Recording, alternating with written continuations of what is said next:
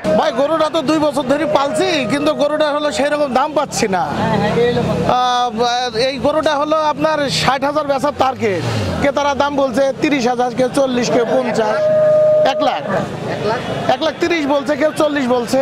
আমি গরু কিনতে আসি, যেটা চয়েস করছি সেই দাম বেশি থাকে। আমি হাটে গরু নিয়েছি একটা, এখনো 20টা কেনা আছে। গরু লসে দাম বলে, গরু কেনা 220, দাম বলে 180, 70, যার যার মতো সে তার দাম বলছে। গরু বেচা হবে না, আর বাকি 20-22টা গরু কেনা আছে, তা কি করবো সেটা পরের হিসাব। গরু নিয়ে আসছি আমি 10-12টা গরু, কেবল 2টা গরু বেচছি, এখনো 10-12টা গরু আছেই। গরুর দাম কম বলছে, খালি দেখি বেড়াচ্ছে, দাম শুনি বেড়াচ্ছে। আল্লাহ দরকার হাটে প্রচুর গরু উঠেছে। আমি আফতাবনগর নিয়ে যেতাম, এবার আফতাবনগর হাট অমিট হয়ে গেছে, এই জন্য উত্তর হাটে নিয়ে যাবো। গরুর দাম মোটামুটি সাশ্রয় আছে, না বাইরের গরু না গেলে তো এবার আমরা একটা প্রফিট ভালো হবে আর কি, বেচা কিনা।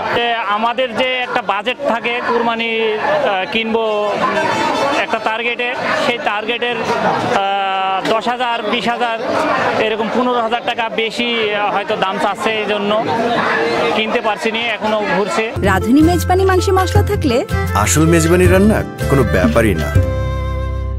যা আইডিয়া করছি গরুর দাম সেই তুলনায় কম করে হলেও আমি 2-3 হাজার কি 5,000 টাকা বেশি বলছি, তারপরেও আমার গরু এখনো হয়নি, তবে এর চেয়েও হয়তো মনে হয় বেশি বলা লাগবে।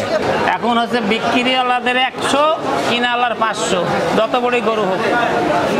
আগের চাই এখন খুব ভালো, দাগ জমাট হাত লাগছে, আগে চাই লেখা খরচও কম, আগে লিটার শতকরা আর পিস প্রতি লাগছে।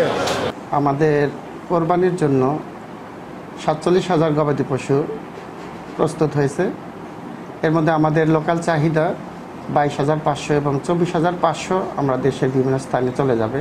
ক্রেতা এবং বিক্রেতার নিরাপত্তার জন্য আমাদের এখানে সার্বক্ষণিক গ্রাম পুলিশ মোতায়েন করা হয়েছে, তারা হাটের দিনগুলোতে সবসময় থাকবে। এছাড়া বাজার কমিটির যারা সভাপতি, সেক্রেটারি আছেন, তাদের সাথে কথা হয়েছে, তাদেরকে নির্দেশনা প্রদান করা হয়েছে যে তারা কিছু লোক তারা স্থানীয়ভাবে ম্যানেজ করে সেটা বাজারের নিরাপত্তার জন্য রাখবে। আমাদের এখানে বুথের আয়োজন করা হয়েছে, জ্বালানি শনাক্তকরণ বুথ। এই বুথে অলরেডি আমরা কারো হচ্ছে আমরা যা টাকা শনাক্ত করে দিয়েছি, এবং সেখানে আমরা এখন পর্যন্ত কোনো জ্বালানি শনাক্ত পাই নাই।